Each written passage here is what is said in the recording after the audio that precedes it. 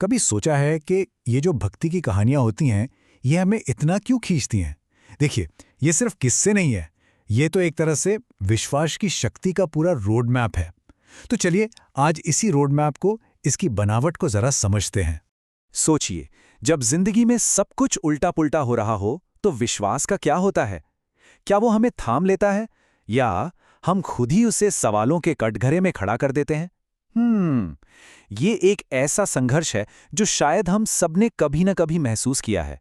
और आज की हमारी कहानियां ठीक इसी संघर्ष की गहराई में जाती हैं। तो चलिए आज मिलते हैं दो औरतों से, रेखा और सावित्री। इनकी कहानियों के जरिए हम देखेंगे कि कैसे अटूट विश्वास बड़ी से बड़ी मुश्किलों को भी पार लगा सकता है। तो एक तरफ है रेखा और दूसरी तरफ सावित्री। दोनों की जिंदगी में आप देखिए, शांति भी है और भक्ति भी। भगवान शिव में इनकी आस्था इतनी गहरी है कि सुबह पूजा से शुरू होती है और पूरा दिन धर्म कर्म में ही बीत जाता है। मतलब सब कुछ बिल्कुल सही चल रहा है। पर सवाल यह है कि क्या ये शांति हमेशा ऐसे ही बनी रहेगी या फिर किस्मत ने इनके लिए कोई और ही इम्तिहान सोच रखा है? कहते हैं ना कि भक्ति की राह कोई फूलों की सेज नहीं होती, ये तो कांटों भरा ताज है। और ये भी कहा जाता है कि जितनी गहरी आस्था होती है, परीक्षा भी उतनी ही कठिन होती है। और बस अब रेखा और सावित्री दोनों के लिए इम्तिहान की वो घड़ी आ चुकी है। और होता क्या है, एक ही पल में रेखा की पूरी दुनिया जैसे उजड़ जाती है। उसके पति हेमंत के साथ फैक्ट्री में एक भयानक हादसा होता है। यह सिर्फ एक एक्सीडेंट नहीं था, ये तो उनके पूरे परिवार के भविष्य पर एक बहुत गहरा घाव था। सोचिए, घर का जो अकेला कमाने वाला था वो अब बेबस था। उनकी जिंदगी अचानक गहने अंधेरे में डूब गई। जब कोई इंसान ये कहने पर मजबूर हो जाए, इससे तो मरी जाता तो अच्छा होता, तो अंदाजा लगाइए कि दर्द कितना गहरा होगा। ये सिर्फ जिस्म का दर्द नहीं होता, ये तो रूह का दर्द होता है। ये उम्मीदों के टूटने की आवाज होती है। और रेखा को अब इसी टूटे हुए इंसान को और अपने परिवार को भी संभालना था। उधर सावित्री का दर्द अलग किस्म का है, पर है उतना ही गहरा। उसका जख्म एक बार में नहीं बल्कि रोज रोज धीरे धीरे रिश्ता है। उसे हर दिन गांव वालों के, समाज के तानों का सामना करना पड़ता था, और ये ताने उसके विश्वास को हर पल हर घड़ी चुनौती देते थे। लेकिन कहते हैं ना कि जब अंधेरा सबसे घना होता है, सितारे तभी सबसे ज्यादा चमकते हैं। तो अब देखते हैं कि कैसे रेखा और सावित्री अपने अपने दुखों के इस अंधेरे में उम्मीद का दिया जलाती हैं, और सबसे जरूरी, कैसे उनकी भक्ति को उसका जवाब मिलता है। और यहीं दिखती है अटूट विश्वास की असली ताकत। जब हालात उन्हें तोड़ने की कोशिश करते हैं ना, तो वो टूटती नहीं बल्कि और मजबूत हो जाती हैं। एक तरफ रेखा अपने आंसू पोंछकर परिवार को संभालने के लिए सिलाई मशीन उठा लेती है, तो दूसरी तरफ सावित्री अपनी भक्ति को और भी पक्का करने के लिए कठिन व्रत का संकल्प ले लेती हैं। मतलब वो सिर्फ हाथ जोड़कर प्रार्थना नहीं कर रही, वो अपनी प्रार्थनाओं को अपने कर्म में बदल रही हैं। देखिए, असली विश्वास की परख तभी होती है जब सामने कोई आसान रास्ता भी हो।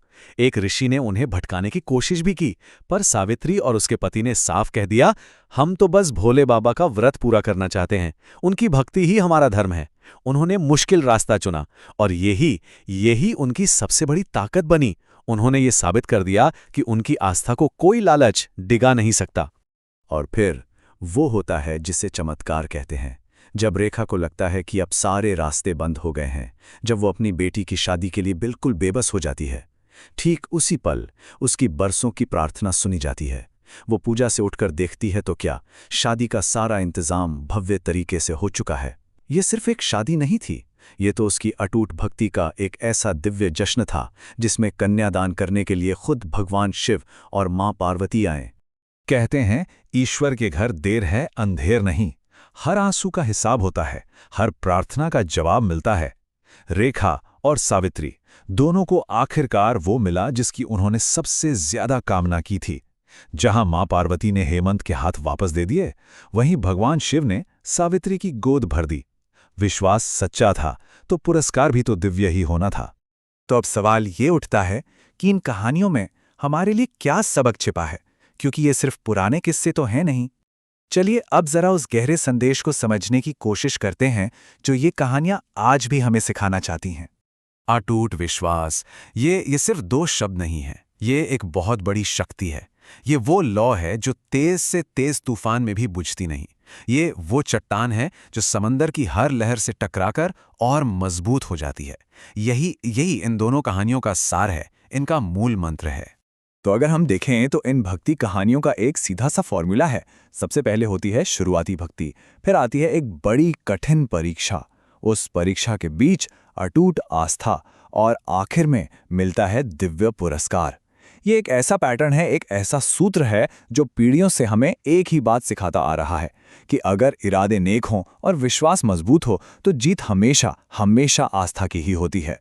तो आखिर में सवाल ये नहीं है कि आस्था हर परीक्षा पार कर सकती है या नहीं। शायद वो तो कर ही सकती है। असली सवाल ये है कि क्या हम अपनी जिंदगी में अटूट विश्वास की इस शक्ति को आजमाएंगे?